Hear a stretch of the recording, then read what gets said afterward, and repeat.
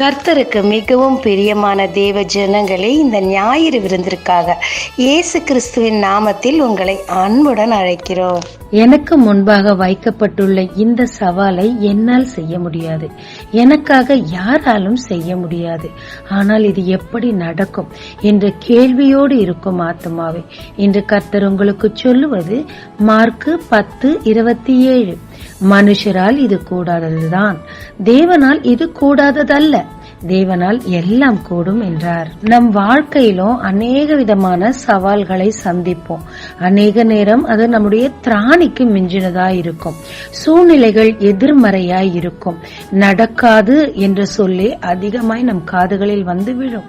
ஆனால் இதன் மத்தியில் அந்த காரியங்கள் நடக்க தேவனாலே மட்டும் கூடும் என்று முழுமையாய் நாம் விசுவாசிக்கும் போது தேவன் நமக்காக எல்லாவற்றையும் செய்து முடிப்பாருங்க.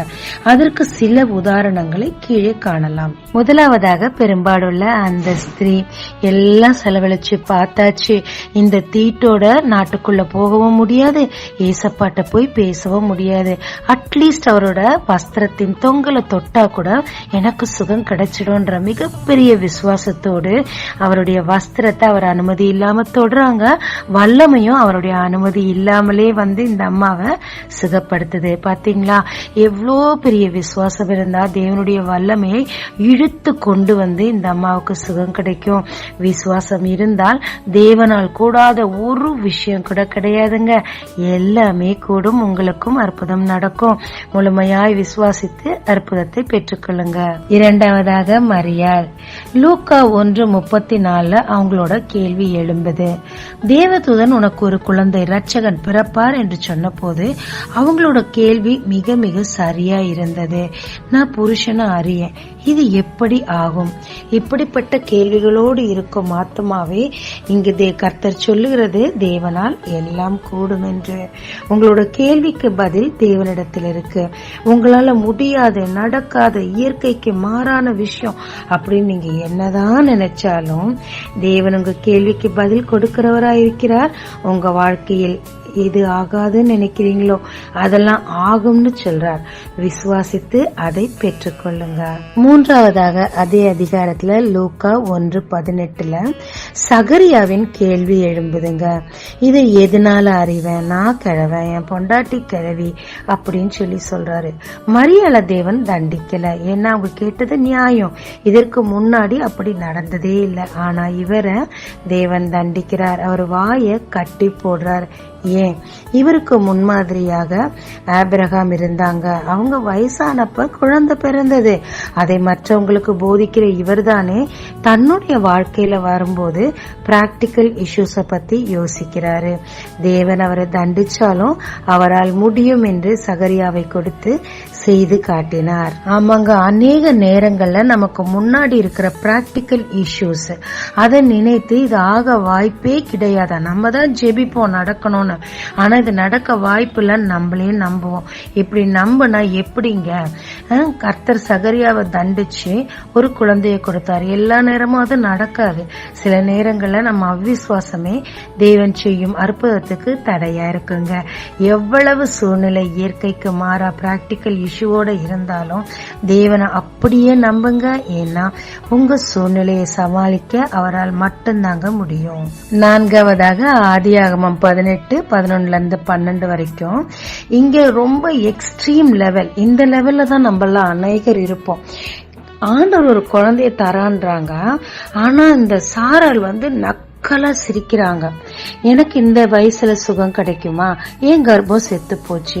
என் ஹஸ்பண்ட் ரொம்ப கிழவனா இருக்கிறாருன்னு சொல்லிட்டு அந்த அம்மா ஜெபிச்சு ஜெபிச்சு ஜெபிச்சு பல நாள் காத்திருந்து, வாக்கு தத்தங்களுக்காகவும் பல நாள் காத்திருந்து நடக்காம ரொம்ப குழந்தைக்காக ஏங்கி போய் ஒரு அம்மாவை கொண்டு வந்த தான் ஹஸ்பண்டுக்கு கல்யாணம் பண்ணி அதுலயும் ஒரு குழந்தை பிறந்து அதுவும் தன்னுடைய குழந்தை இல்லைன்னு சொல்லி அது நிமித்தம் பரிகாசிக்கப்பட்டு நொந்து நொம்பலப்பட்டு கிடக்குறாங்க. இந்த சூழ்நிலையில கர்த்தர் தன் வாக்குத்தத்தத்தை நினைப்பூட்டி குழந்தை கிடைக்கும்னு சொன்னப்ப விரக்தியின் மிகுதியில அந்த அம்மா நகைக்கிறாங்க. அப்ப கர்த்தர், நீ என்ன பரியாசம் பண்ணிட்டியா, நான் உனக்கு தரமாட்டேன் அப்படி சொல்லல.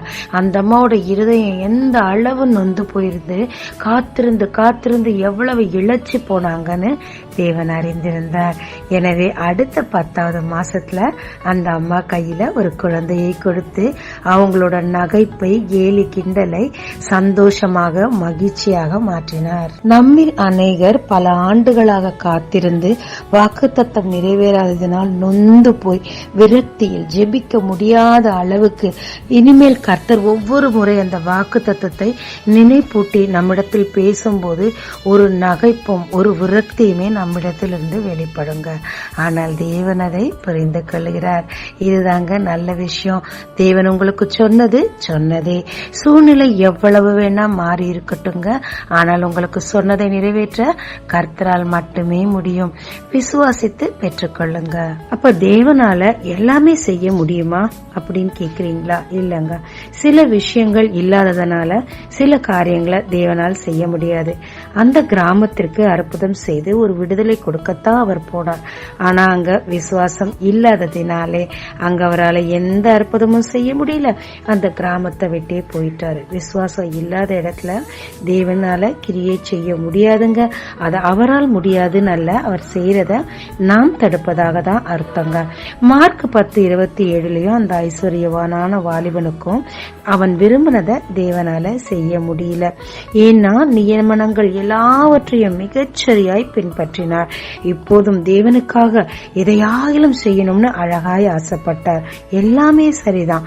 இதையெல்லாம் தேவன் சிறு வயதிலிருந்து பார்த்து ரெகக்னைஸ் பண்ணி இருந்தார். எனவேதான் அவனில் அன்பு கூர்ந்து உன்னிடத்தில் ஒரு குறையுண்டு என்று சொல்லி அவருடைய குறையை அவருக்கு சுட்டி காட்டின போது அதை சரி செய்து கொள்ள அவருக்கு விருப்பமல்ல. மிகுந்த ஐஸ்வர்யவானா இருந்தார். அவர்கிட்ட ஒரு விசுவாசம் இல்லாமல் போயிடுச்சு.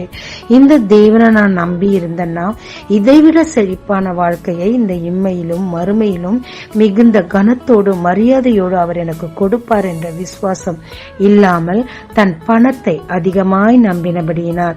அவர் விரும்பினது அவருக்கு கிடைக்கல. அவரை விரும்பினத கர்த்தராலும் கொடுக்க முடியல. தேவன் எல்லாவற்றையும் நமக்காக செய்து முடிக்க அவர் நம்மிடத்தில் எதிர்பார்க்கிற டிமாண்ட் ஒண்ணுதாங்க. விசுவாசிக்கிறவனால் எல்லாமே கூடும். உனக்காக நான் அற்புதம் செய்யணுமா, ஆச்சரியமான காரியங்களை செய்யணுமா, அந்த அளவுக்கு நீ உன்னால என்னால செய்ய முடியும் விசுவாசிக்க முடியுமா? அப்ப கர்த்தர் அதை செய்து முடிப்பாருங்க. விசுவாசம் இல்லாத இடத்துல கர்த்தரால் ஒன்றுமே செய்ய முடியாதுங்க. கடைசியாக நாகமான், அவருக்கு ஒரு எதிர்பார்ப்பு இருந்தது. எலிசா வெளியே வந்து தேவனை நோக்கி ஆராதித்து இவரை தொட்டு தடவி சுகப்படுத்துவார் என்று சொல்லி. நம் வழி கர்த்தர் வழி அல்லங்க. அவருடைய வழி வித்தியாசமானது. சம்டைம்ஸ் அது ரொம்ப சிம்பிளா இருக்கும். நம்ம கடினமா என்னென்னமோ பொருத்தனை பண்ணி என்னென்னமோ பண்ணிக்கிட்டு இருப்போம். ஆனா தேவனுடைய வழி ரொம்ப ரொம்ப சிம்பிளா இருக்கும். அந்த சிம்பிள் வழி என்ன தெரியுங்களா? ஜஸ்ட் பிலீவ், அவ்வளவுதாங்க. கடைசியில நாகமான் ஓகே அவர் சொன்னபடியே செஞ்சுதான் பாப்போமே அப்படின்னு சொல்லி 7 முறை யோர்தானில் முங்கினார்.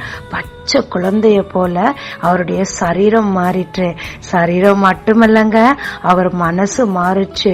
எவ்வளோ முரட, எவ்வளோ ரூடான மனுஷன், பச்சை புள்ள மாதிரி தன்னோட ஸ்கின் மாறின உடனே துள்ளி குதிச்சு சந்தோஷப்பட்டு அப்படி பூனைக்குட்டி மாதிரி எலிசா கிட்ட திருப்பி போய் அந்த திமிரெல்லாம் அடங்கிருச்சு பாருங்க. தேவன் உள்ளும் புறம்புமாக அவரை மாற்றி அதிசயம் செய்தார். இதை ஒரு மனுஷனால செய்யக்கூடாதுங்க, தேவனால் மட்டும்தான் செய்யக்கூடும். நமக்கு எத்தனையோ எதிர்பார்ப்புகள் இருக்கலாம், எத்தனையோ கேள்விகள் இருக்கலாம். மரியாளுக்கு இருந்த மாதிரி, சாராளுக்கு இருந்த மாதிரி, சகரியாவுக்கு இருந்த மாதிரி கேள்விகள் 1000 இருக்கலாங்க. பதில் ஒன்னே ஒண்ணுதான், மனுஷனால் கூடாததான். இந்த திருமணத்தை நடத்தி முடிக்க போதுமான பணம் இல்ல, உண்மைதான். வீட்டை கட்டி முடிக்க ஆட்களும் இல்ல, பணமும் இல்ல, உண்மைதான். தொழில் மிகவும் நஷ்டமடைஞ்சு போச்சு, எழும்ப கஷ்டம், உண்மைதான்.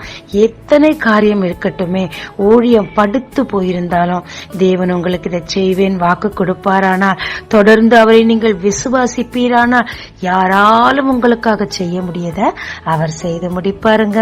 நம்புங்க, விசுவாசிங்க, தேவனிடத்திலிருந்து அற்புதத்தை பெற்றுக்கொள்ளுங்க. ஜெபிக்கலாமாங்க. எனக்காக யாவற்றையும் செய்து முடிக்கிற நல்ல கர்த்தாவே, திரும்பவுமாய் உன் பாதத்தில் வந்து என்னை ஒப்பு கொடுக்கிறேன்.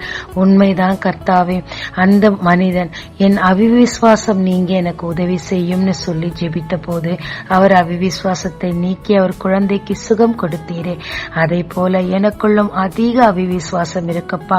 எனக்கே தெரியும் உம்மால் எல்லாம் செய்யக்கூடும்னு.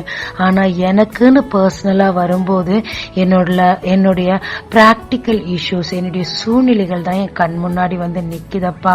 இப்போ எனக்கு வாழ்க்கையில போய்கிட்டு இருந்த இந்த காரியத்தை என்னால முடியாது, செய்யவே முடியாது, யாராலும் முடியாதுன்னு அங்கலாய்க்கிறேன். ஆனா இந்த நாள்ல உன் பாதத்துல வரேன்ப்பா. உம்மால் முடியும். சாராளுக்கு செய்தவர், மரியாளுக்கு செய்தவர், சகரியாவுக்கு செய்தவர், நாகமானுக்கு செய்தவர், எனக்கும் செய்வீர் என்று முழுமையாய் விசுவாசிக்கிறேன். என் வாழ்க்கையின் சவாலை சந்திக்க நீர் போதுமானவராயிரும். இயேசு மூலம் பிதாவே, ஆமென். இயேசு கிறிஸ்துவின் நாமத்தில் இந்த நாளில் உங்களை ஆசீர்வதிக்கும் ஜீசஸ் விஷன்.